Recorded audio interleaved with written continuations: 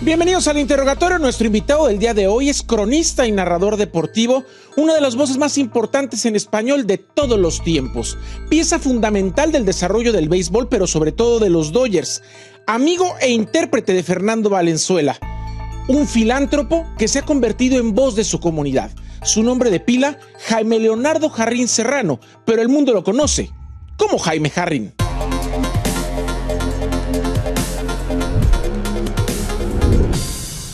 ¿Cómo está, don Jaime? ¿Qué tal? Mucho gusto, un placer estar con usted. Qué placer tenerlo aquí. Ahora sí que un ícono y una leyenda de la comunicación en español en Estados Unidos y en el mundo. Muy amable, muy gentil de su parte.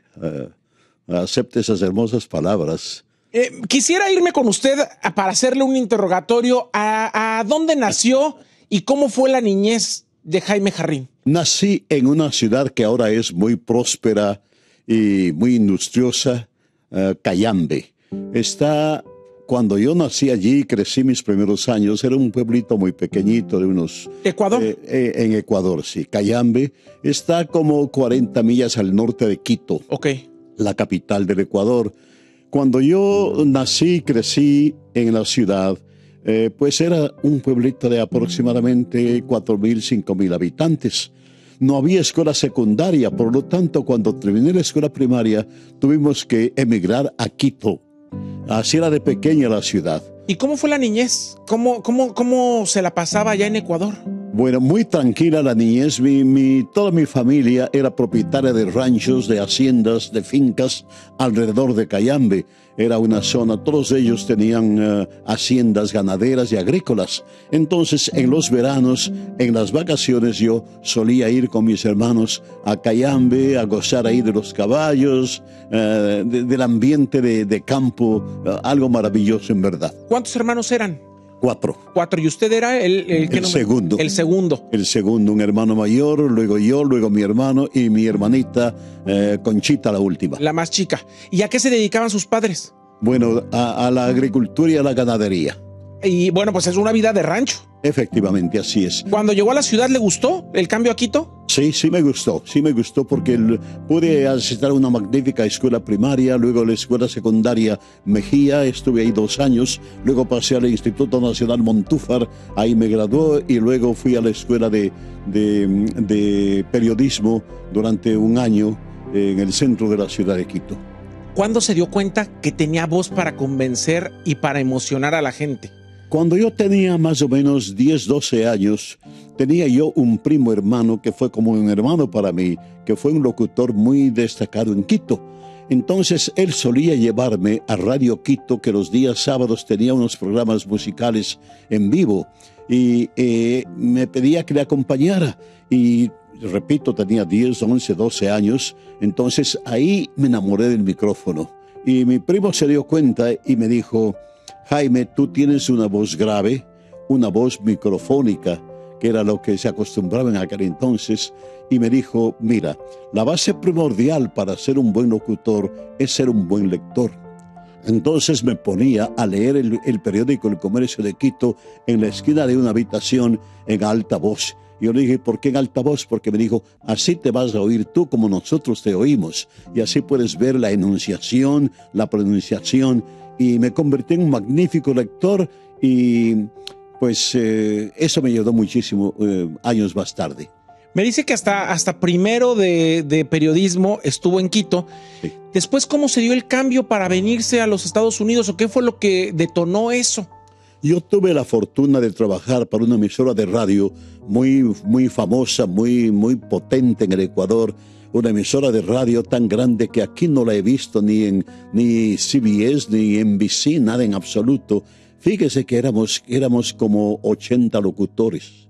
La emisora transmitía en 23 diferentes idiomas. ¿Cuántos años tenía cuando entró ahí? Yo cuando entré allí, tenía más o menos 16 años. ¿Y qué lo pusieron a hacer cuando llegó? Noticias. Luego directo a dar noticias. Solamente noticias y eventos especiales. ¿Y le gustaba?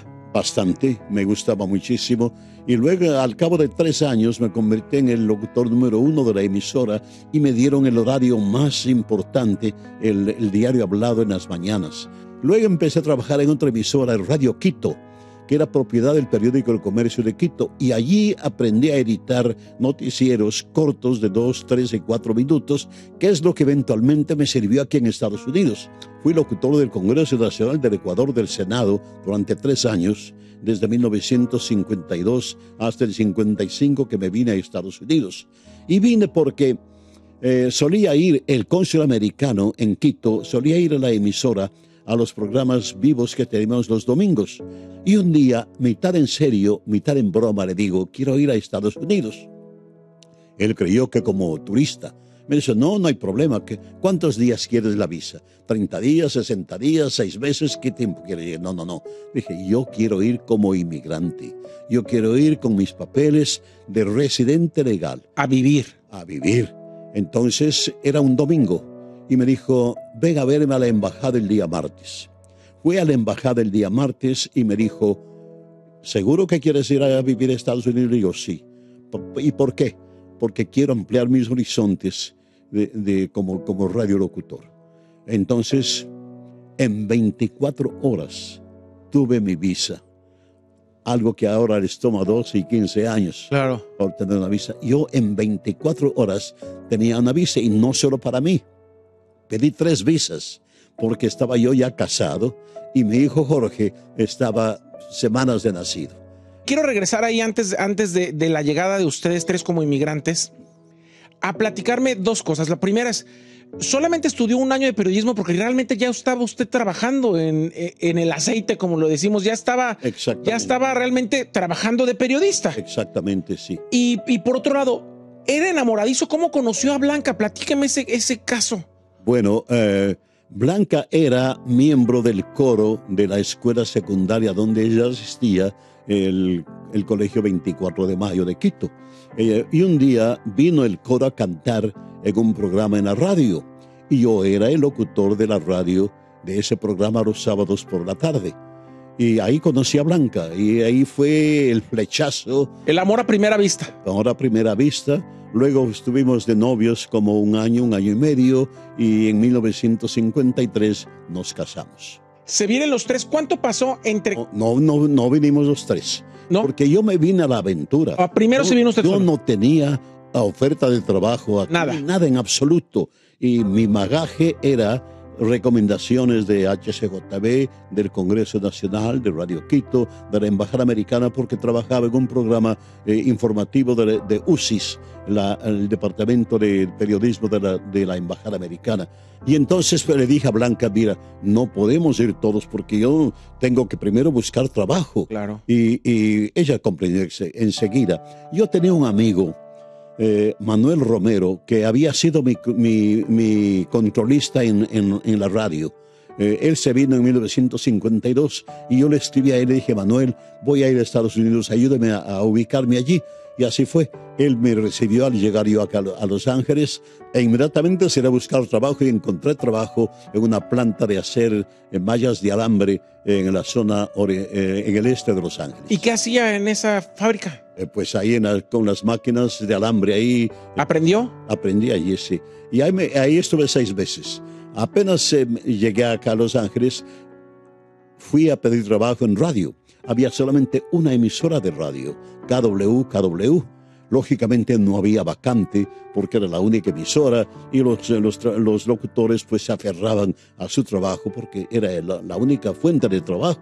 Pero se dieron cuenta que yo era un profesional con experiencia, no era una persona que quería ser locutor únicamente de la noche a la mañana. Y no había, pero caí bien al gerente y al subgerente y siguiendo hasta que finalmente en diciembre de 1955, a los 6 meses de haber llegado y aquí, me dieron trabajo el fin de semana, unas pocas horas, haciendo noticias. Ese fue el comienzo. Quiero preguntarle, don Jaime, en esa época, en esos 6 meses, complicados, como muchos de nuestros paisanos viven situaciones a veces complicadas, ¿pensó en algún momento como para qué me vine? Porque hay que aclarar algo. Usted ya era una eminencia de la radio en Quito. Sí, cómo no. Entonces, dejó todo su equipaje y su trayectoria para venir a tocar puertas de cero. Efectivamente, nunca me arrepentí de haber venido. Nunca pensé por segunda vez, hice bien o hice mal. Siempre miré adelante con optimismo, sabiendo que es cuestión de poner el primer pie y ya después es cosa de uno. Entonces, pero no le gustaba el trabajo en la fábrica. No, dejé el momento en que conseguí trabajo en la radio, ya dejé la fábrica. Cuénteme de esas pocas horas el fin de semana. ¿De qué era su show o de qué era su programa? Era un programa mixto. Yo transmití, el primer programa era desde una tienda de música en Alhambra, en un suburbio de Los Ángeles. O sea, eso fue su inicio aquí en Estados Unidos. Efectivamente. ¿En qué momento cambió de ser unas pocas horas el fin de semana a que ya empezaran a darle más jugada como un trabajo de full time? En cuestión de semanas. Es que dijeron, este es bueno. Exactamente. Pues me dieron, ya me afinqué como cronista, no deportivo, sino radial. El trabajo, ese trabajo maravilloso que seguro ha de haber sido un trabajo de ensueño para usted, porque andar viajando con presidentes, haciendo tantas cosas, le trajo muchas satisfacciones, don Jaime. Extraordinarias satisfacciones. Logré establecer amistad con los más grandes locutores de México, con Nacho Santibáñez, con Manuelito Valdés, con el hermano de Loco Valdés, con Pedro Ferriz padre. Los más grandes locutores de México.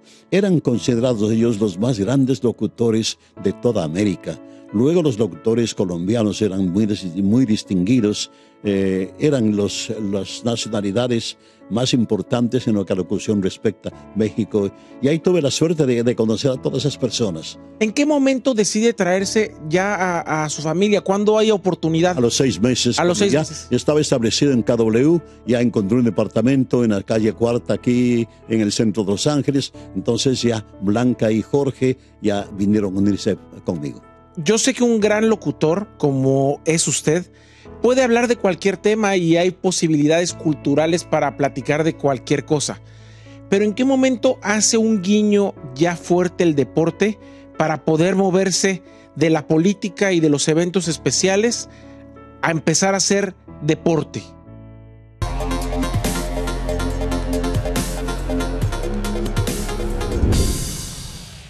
Pero ¿en qué momento hace un guiño ya fuerte el deporte para poder moverse de la política y de los eventos especiales a empezar a hacer deporte? Cuando yo era niño, solía escuchar a la 1 y 2 de la madrugada Radio Pacífico de Cali, que entraba en Quito como si fuera una emisora local en la madrugada.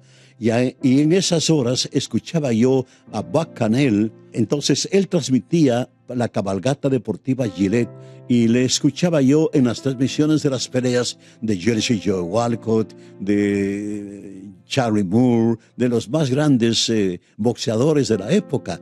Entonces yo asimilé el estilo de Buck Canel y cuando llegué a Los Ángeles, antes de hacer béisbol, comencé a transmitir boxeo desde el Olympic Auditorium los días jueves por la noche. Y me consolidé en el boxeo. He transmitido más o menos unas 30, 40 peleas de campeonato mundial. Estuve en Manila transmitiendo la pelea famosa, Manila Thriller de Muhammad Ali con Frazier. Estuve en París transmitiendo la pelea de Nápoles con Monzón. Entonces yo empecé con los Dodgers en 1959. ¿Quién lo descubre? Bueno, una cosa, soy un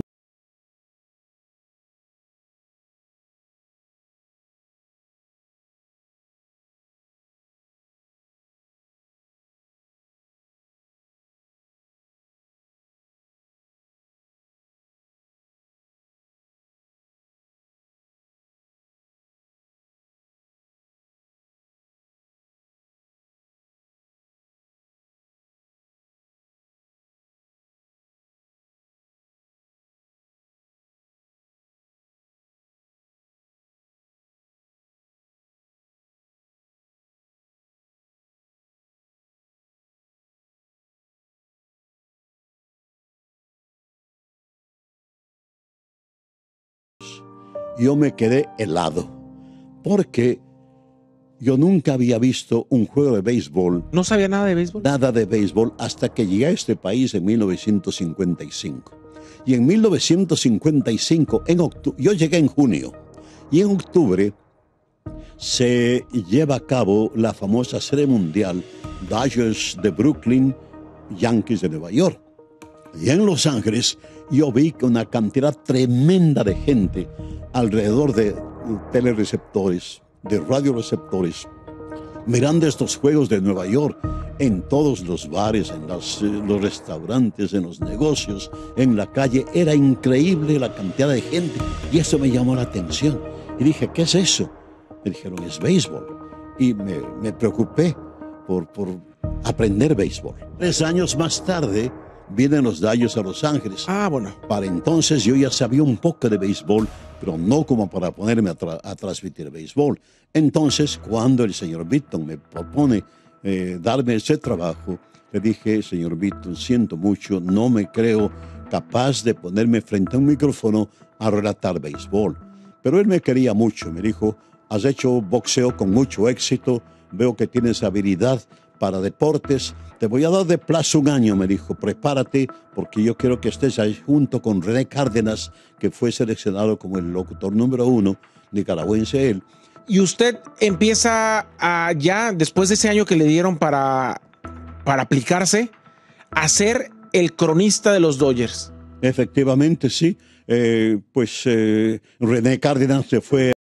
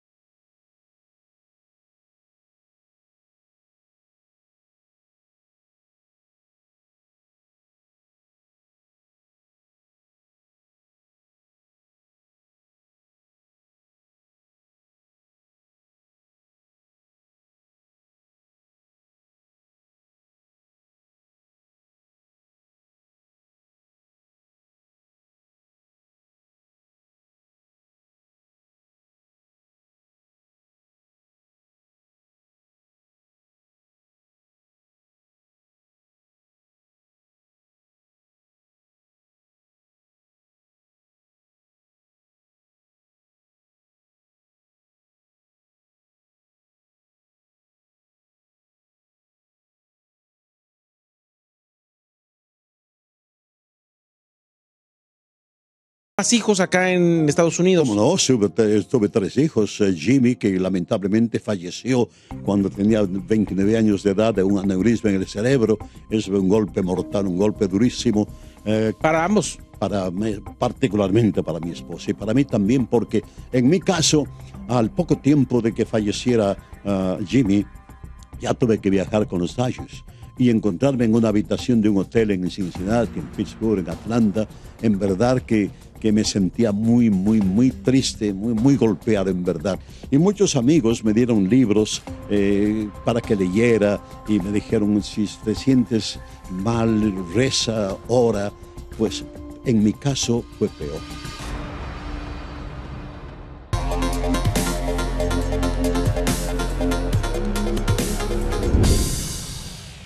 Y muchos amigos me dieron libros para que leyera y me dijeron, si te sientes mal, reza, ora. Pues en mi caso fue peor. Me sumía en un estado de depresión muy profundo, rezar o leer libros al respecto. Y hasta cierto punto, y particularmente mi esposa, se rebeló ante Dios.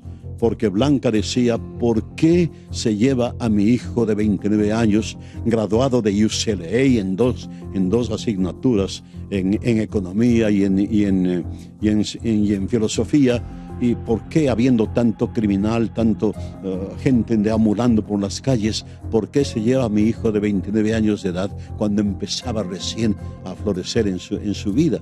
Y se rebeló ante Dios, y yo también me rebelé bastante. ¿Fue un golpe para ustedes el enterarse de la enfermedad o fue de golpe el aneurisma? Bueno, no, el aneurisma, nos enteramos de eso el día que murió. ¿Ah, sí? José nunca estuvo enfermo. ¿Nunca estuvo enfermo, nunca nada? En absoluto.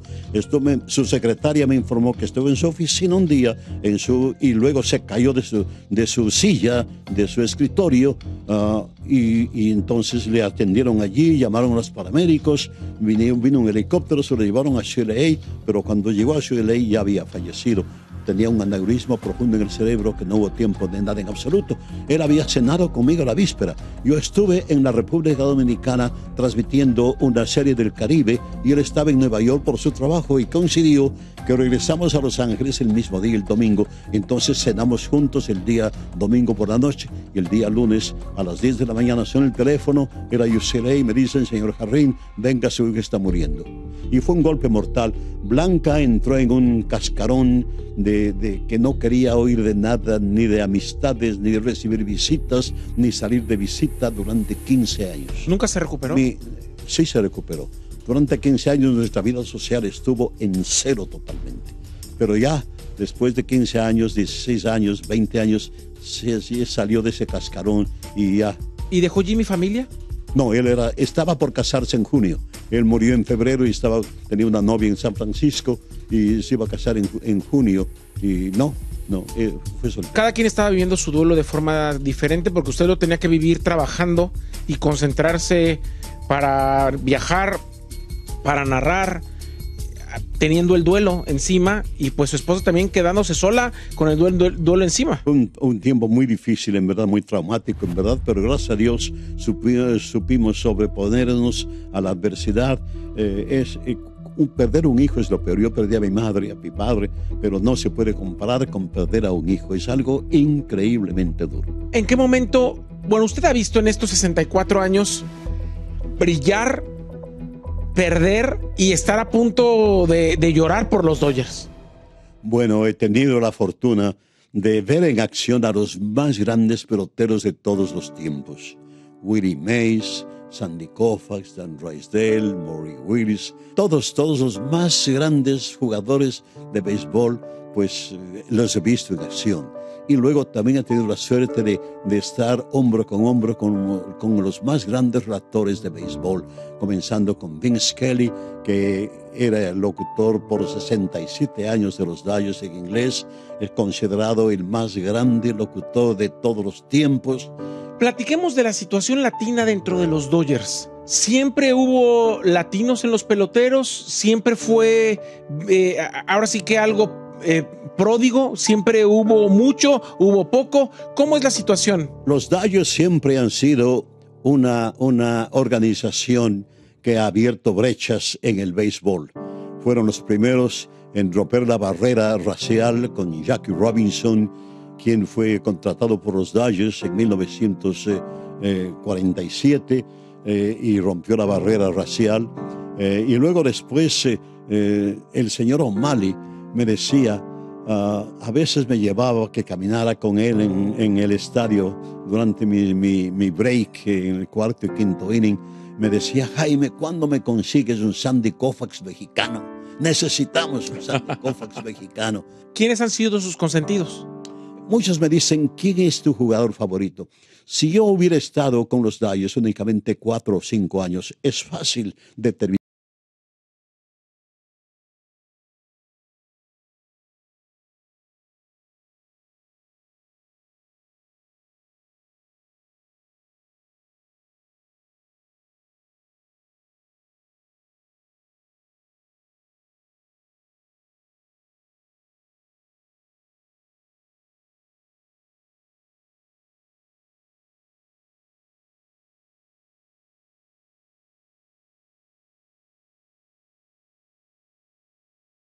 Entonces yo solía bajar a los camerinos cuando habían jugadores latinos, particularmente dominicanos y puertorriqueños, a darles la bienvenida al equipo.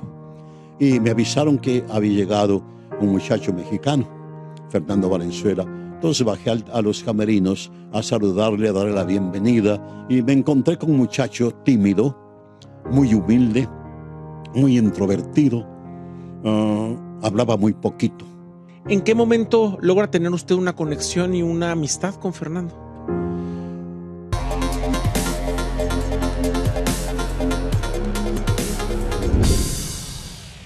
¿En qué momento logra tener usted una conexión y una amistad con Fernando?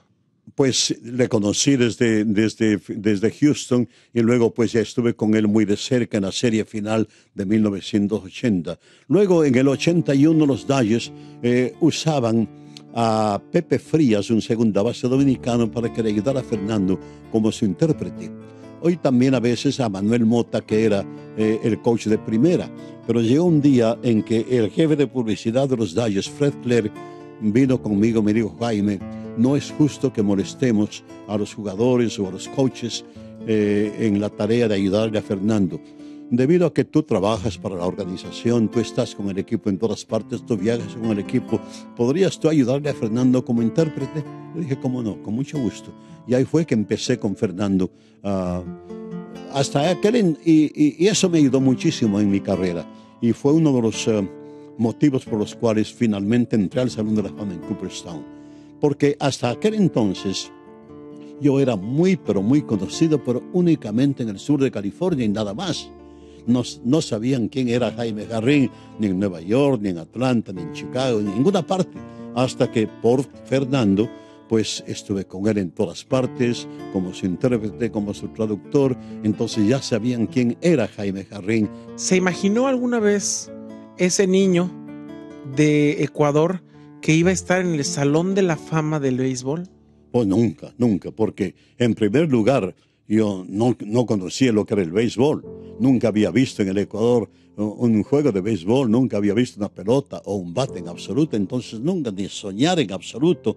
Inclusive ya cuando me dediqué al béisbol en los primeros años, nunca pensé en eso, porque es una cosa, es algo muy exclusivo, porque es solamente uno cada año que se escoge de todos los 30 equipos, solamente una persona. Entonces yo nunca pensé en absoluto, pero pues... ¿Cómo fue?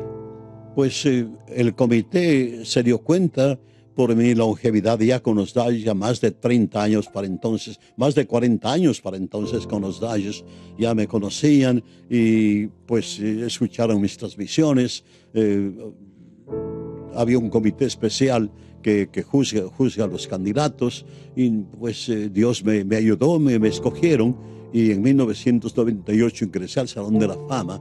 Me convertí en el primer latino que en vida ingresa al Salón de la Fama. Eso cambió radicalmente mi vida, en verdad, porque hasta entonces yo era uno de los tantos locutores de grandes ligas y nada más.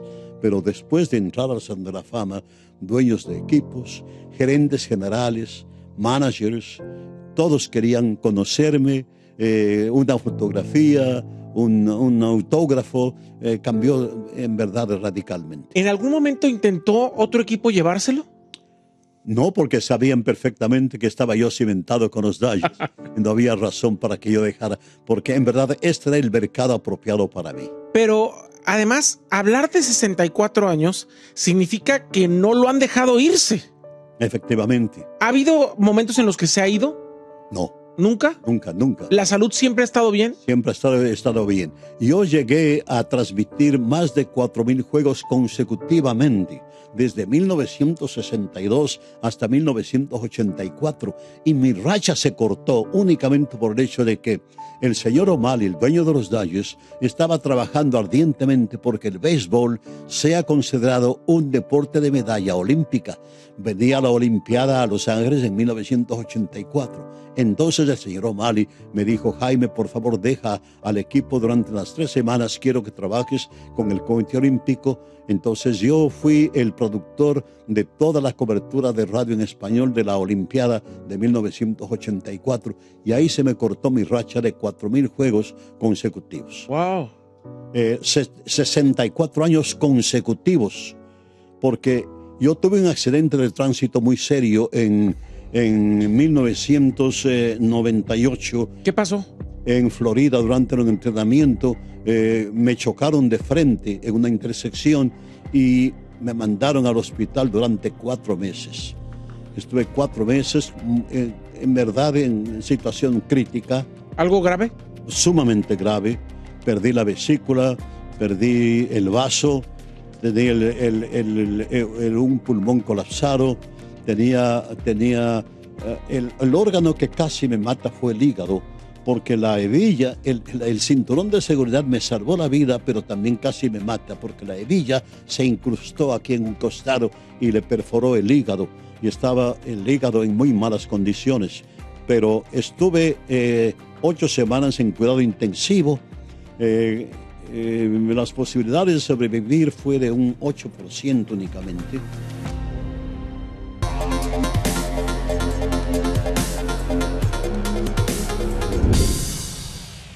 Estuve 8 semanas en cuidado intensivo. Las posibilidades de sobrevivir fue de un 8% únicamente. Y estuve 4 meses en general, pero como dicen, hierba mala no muere. ¿Qué lo salvó? Me recuperé, me operaron internamente, desarrollé peritonitis y eso casi me mata. ¿Y en la vida personal algo lo alejó del micrófono en algún momento? Pues no, en absoluto. Tuve la suerte de permanecer con el equipo todo el tiempo. Siempre he estado ahí. Siempre he estado ahí. Siempre he estado ahí. Y he logrado combinar 3 y 4 trabajos simultáneamente. ¿Qué ha hecho? La radio. ¿La radio? Sí. La televisión, Canal 50.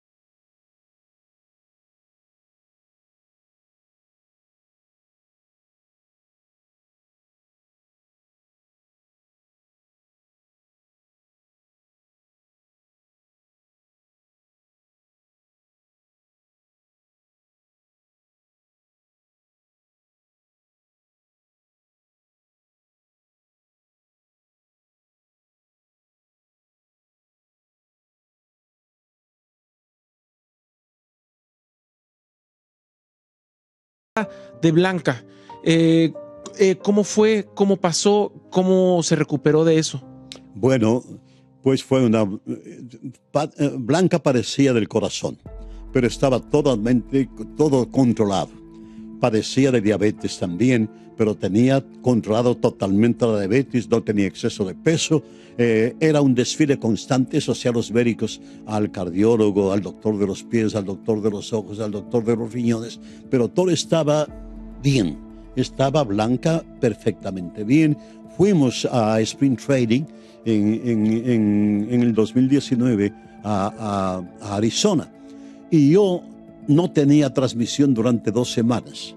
Y le dije a Jorge y a Maggie, la esposa de Jorge, le dije a los dos y a Blanca, tenemos 2 semanas, vámonos a alguna parte, ¿qué vamos a quedarnos aquí 2 semanas? No tengo transmisión. Entonces Blanca me dijo, sí, vamos a Santa Fe, Nuevo México. Le dije, sí, magnífica idea, vámonos. Le dije, pero mira, Blanca, le dije, el trayecto es largo, son 9 horas. ¿Por qué vamos y no nos quedamos en Flagstaff a dormir y de ahí seguimos a Santa Fe? Fuimos a Flagstaff, llegamos allí a Flagstaff, era invierno, había nieve, y Blanca estaba encantada viendo la nieve ahí en Flagstaff, yo no sabía que estaba a 8,000 pies de altura. Entonces, pues, llegamos allí, fuimos a comer, a lonchar a un restaurante mexicano. No comió mucho Blanca. Regresamos luego al hotel, estuvimos en el lobby del hotel, y como a las 7:30 dijo, pues vamos a cenar. Estuvimos ahí como hasta las 11 de la noche, dijo, ya es hora, ya estoy cansada, vámonos. Subimos a la habitación Y cuando subimos del ascensor, me dijo, me siento cansada, me dijo. Entonces, en la habitación estuvimos, se recostó en la habitación, prendió la televisión y había un sillón a un lado. Y yo me senté en el sillón y empecé a leer en el sillón. Blanca estaba viendo la televisión. Así nos quedamos hasta como las 2 de la mañana, en que me dijo, me siento muy cansada, me dijo, estos colchones de las camas de los hoteles no son muy buenos, me está doliendo un poco la espalda, cambiémonos, quiero ir al sillón, tú te vienes a la cama. Y así fue, se vino al sillón ella, yo me fui a la cama, y nos quedamos ahí como hasta las 5 de la mañana. A las 5 me dijo, ya que tengo sueño, quiero dormir, ayúdame a pasarme a la cama. Volví a la cama. 7 de la mañana más o menos me codea y me dice, me siento rara. Esas fueron las palabras textuales. Me dijo, Jaime, me siento rara, me dijo. Digo, ¿qué tienes? ¿Te duele algo? No, pero me siento rara, me dijo. Le llamé a Jorge rápidamente de su habitación y dije, Jorge, ven por favor, no me gusta cómo se mira Blanca. Entró Jorge y le dijo, mamá, le dijo, quiero llevarte a un hospital, y un hospital aquí muy cerca. No hace falta ir al hospital. Dijo, no hace falta, me siento rara, pero no, nada más. Y Jorge dijo, no, mamá. Dijo, aquí hay una silla de ruedas y yo mismo te voy a llevar a la silla de ruedas. Entonces bajó a traer la silla de ruedas, pero al llegar a la silla de ruedas, yo no le vi bien a Blanca. Jorge tampoco. Le dije a Jorge, olvídate de las sillas, llama a los paramédicos. No le vi bien, pero no se quejó de nada en absoluto. Lo único que aspiró una bocanada de aire bastante profundo y bajó la cabeza y le dio un ataque al corazón en ese momento. Ya los paramédicos estaban allí y le pregunté al paramédico, ¿está con vida Blanca? Me dijo, sí, she is alive, está con vida. Llegamos al hospital, le llevaron ahí, le metieron allá. A los 10 minutos salió el cirujano y me dijo, ¿quién es el papá? ¿Y quién es el esposo? Le dije, yo. Y no me puso la mano en el hombro y me dijo, siento mucho, pero she is gone.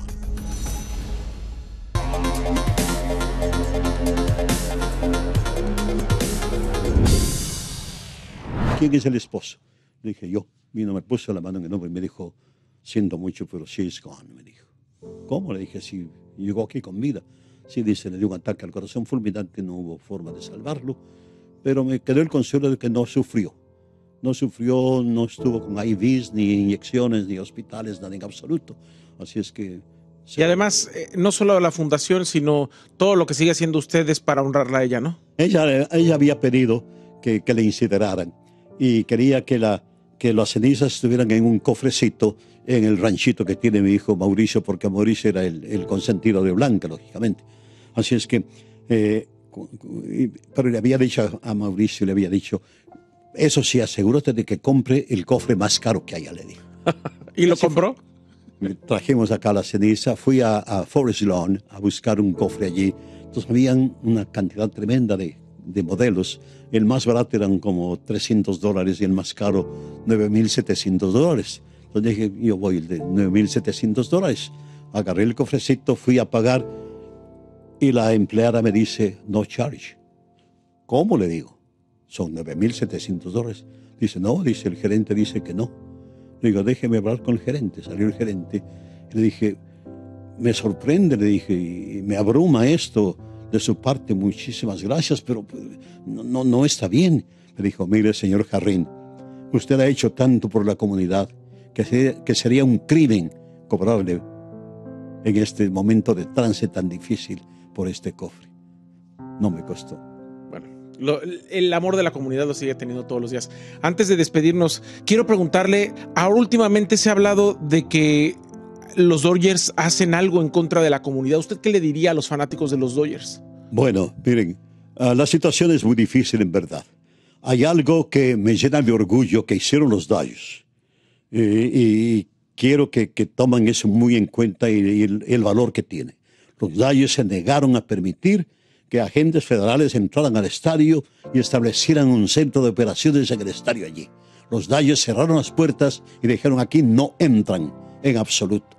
Eso me llenó de orgullo porque fue un paso valiente, un paso honesto, un paso positivo que no esperaba de ellos en otra cosa. Además, asignar un fondo para empezar de $1 millón para ayudar a las familias que están afectadas por estas redadas increíblemente deshonestas, redadas increíblemente aceptadas que realizan agentes federales, el ICE particularmente.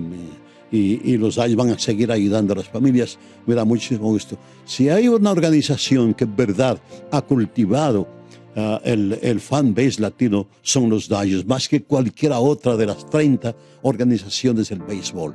Los Dodgers han abierto las puertas, han dado los primeros pasos para que otras organizaciones respeten el valor del latino aquí en los Estados Unidos. Gracias por su respuesta, gracias por estar aquí, por conocer esta maravillosa historia. Y cada que usted vaya al Salón de la Fama del Béisbol o que camine por el Paseo de la Fama de Hollywood y vea la estrella de Jaime Jarrín, sepa que este señor es una de las voces latinas más importantes de Estados Unidos en el mundo. Bueno, tengo muchas cosas en verdad que agradecer a Dios, muchos homenajes, muchos reconocimientos, el Salón de la Fama de Cooperstown. Luego estoy en el Salón de la Fama de National Radio en Nashville, Tennessee. Ese es un Salón de la Fama pero muy exclusivo, porque ahí están los más grandes elementos del micrófono como Walter Cronkite. Lo más selecto en verdad. Y otra cosa, yo ya soy pieza de museo. Pues sí. Yo estoy en el Museo de Historia Natural de los Estados Unidos en Washington. Así es que, pues en verdad, pero lo más importante es, como ya dije hace unos momentos, mi reconocimiento para la gente que me ha respaldado tanto. Es latino, es adoptado mexicano, es una pieza de museo, es Jaime Jarrín. Gracias por estar con nosotros en el interrogatorio. Gracias, muy amable, muy gentil. Hasta la próxima. Hasta la próxima.